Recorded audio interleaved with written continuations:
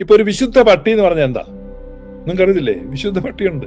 നിങ്ങൾക്കാണ് ഈ ചരിത്രം നിയോഗമുള്ളത്. പക്ഷേ ഈ ശ്രേഷ്ഠമായ ഈ ആരാധനാ പാരമ്പര്യത്തെ സംരക്ഷിക്കുവാൻ, ഈ ലോകത്ത് സംരക്ഷിക്കുവാൻ നിങ്ങളെ ഉള്ളൂ. പക്ഷെ നിങ്ങൾ അത് വിട്ടിട്ട് പെന്തക്കോസ്തുകാരുടെ പാട്ട് പാടി, കത്തോലിക്കരുടെ കോന്തയം ചൊല്ലി, കത്തോലിക്കരുടെ അരൽക്കയം തൂക്കി, കത്തോലിക്കരുടെ പടം പുസ്തകത്തിൽ പഠിച്ച് പകുതി കത്തോലിക്കവൽക്കരിക്കപ്പെട്ടും പകുതി പെന്തക്കോസ്തുവൽക്കരിക്കപ്പെട്ടും നിങ്ങളല്ലാതായി മാറുമ്പോൾ ആമേലച്ചാ എടാ, ഒരു പട്ടിക്ക് വരെ സർട്ടിഫിക്കറ്റ് ഉണ്ട്, ലീനിയേജ് ഉണ്ട്. നിനക്കുണ്ടോ?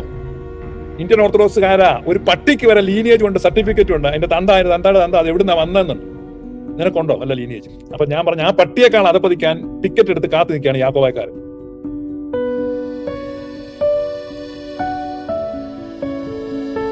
ഞാൻ പറഞ്ഞു ഇതൊരു ചരിത്ര സന്ധിയിൽ നിൽക്കുകയാണ്.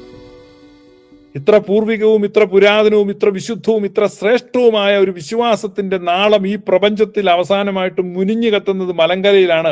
മലങ്കരയിലൂടെ അത് കെട്ടാൽ പിന്നെ ഭൂമിയിലില്ല, തീർന്നു.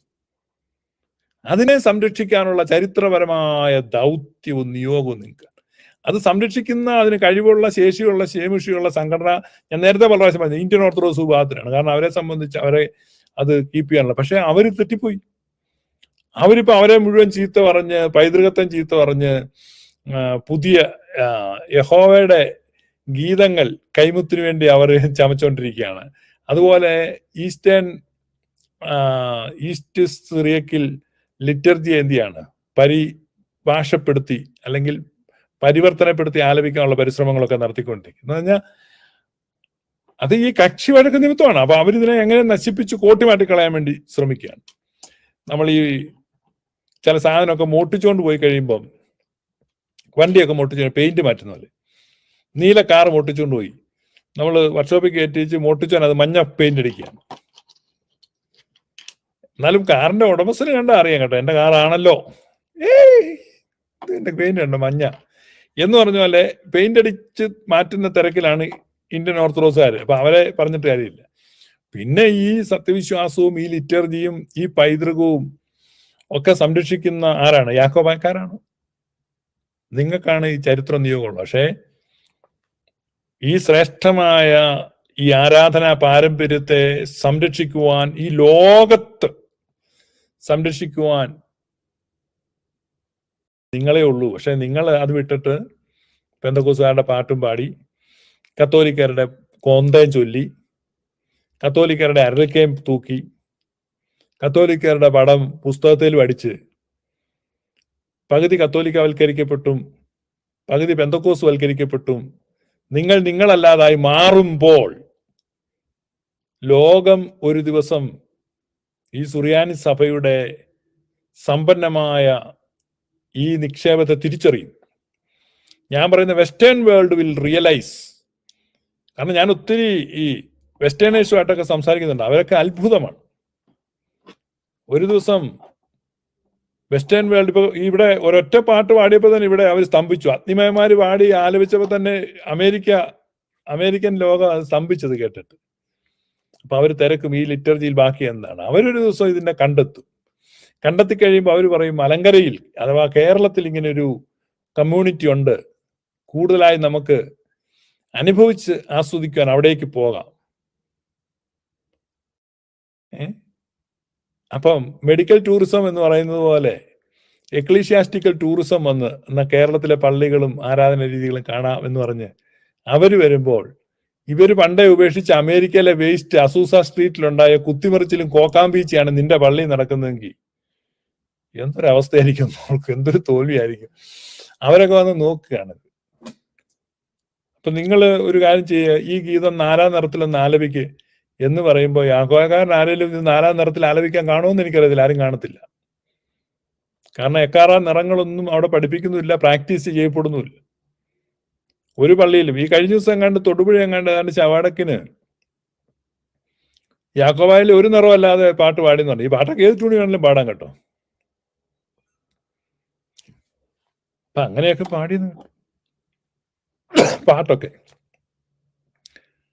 പക്ഷെ ഒരു കാര്യമുണ്ട്, നിങ്ങൾ ഇതിനെല്ലാം തമസ്കരിച്ച് കളഞ്ഞാലും ഇതിന്റെ മൂല്യത്തെ തിരിച്ചറിഞ്ഞ് അതിനെ ചെറിഷ് ചെയ്ത് ഒരു തലമുറ വരും, പാശ്ചാത്യരൊക്കെ വരും.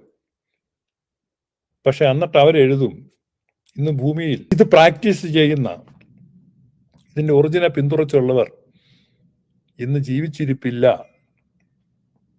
എന്ന് എഴുതാൻ ഇടവരാതെ ഈ സത്യവിശ്വാസത്തെ അതിന്റെ ചൈതന്യത്തോടെ, വിശുദ്ധിയോടെ, വിശുദ്ധി എന്ന് പറഞ്ഞാൽ എന്താണ്? മറ്റതുമായിട്ട് ഇടകലരാതെ. ഇപ്പൊ ഒരു വിശുദ്ധ പട്ടി എന്ന് പറഞ്ഞാൽ എന്താ? നിങ്ങൾക്ക് അറിയത്തില്ലേ? വിശുദ്ധ പട്ടിയുണ്ട്. വിശുദ്ധ പട്ടി എന്ന് പറഞ്ഞാൽ AKC, American kennel club, AKC certified പട്ടിയുണ്ട് എന്ന് പറഞ്ഞാൽ അതിന്റെ ബ്രീഡാണ്. ഒരു പട്ടിയെ മേടിക്കുമ്പോൾ 5 തലമുറ ആ പട്ടിയുടെ അപ്പൻ ഏതാണ്, ആ പട്ടിയുടെ അമ്മ ഏതാണ്, ക്രോസ് ചെയ്ത ഇതിന്റെ അപ്പനും അമ്മയുണ്ട്. അപ്പൊ ക്രോസ് ചെയ്ത അപ്പൻ ഇതാണ്, ക്രോസ് ചെയ്ത അമ്മ ഇതാണ്. അപ്പൊ അമ്മയുടെ അപ്പനും അവരെ ക്രോസ് ചെയ്ത്, പിന്നെ അതിനെ ക്രോസ് ചെയ്ത്, ഇങ്ങനെ ലീനിയേജ് കാണിക്കുകയാണ്.